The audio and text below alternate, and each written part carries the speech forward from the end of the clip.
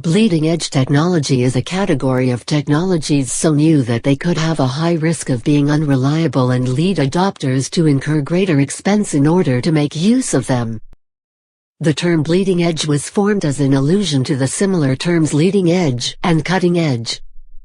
It tends to imply even greater advancement, albeit at an increased risk because of the unreliability of the software or hardware.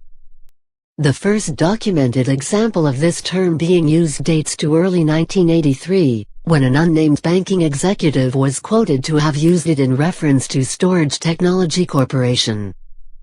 By its nature, a proportion of bleeding-edge technology will make it into the mainstream. For example, electronic mail (email) was once considered to be bleeding edge. A technology may be considered bleeding edge where it contains a degree of risk, or, more generally, there is a significant downside to early adoption, such as lack of consensus. Competing ways of doing new things exist and there is little to no indication in which direction the market will go.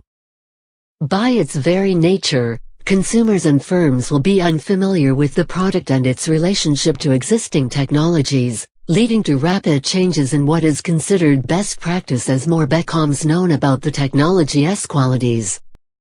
Lack of testing. The technology may be unreliable, or simply untested. Industry resistance to change. Trade journals and industry leaders have spoken against a new technology or product, but some organizations are trying to implement it anyway because they are convinced it is technically superior. The rewards for successful early adoption of new technologies can be great in terms of establishing a comparative advantage in otherwise competitive markets. Unfortunately, the penalties for betting on the wrong horse, for example in a format war, or choosing the wrong product, are equally large. Whenever an organization decides to take a chance on bleeding-edge technology, there is a chance that they will be stuck with a white elephant or worse.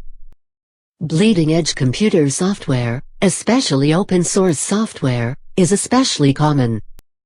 Indeed, it is usual practice for open-source developers to release new, bleeding-edge versions of their software fairly frequently, sometimes in a rather unpolished state to allow others to review, test, and, in many cases, contribute to it. Beta testing.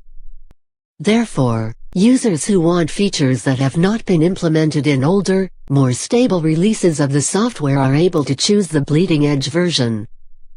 In such cases, the user is willing to sacrifice stability, reliability, or ease of use for the sake of increased functionality.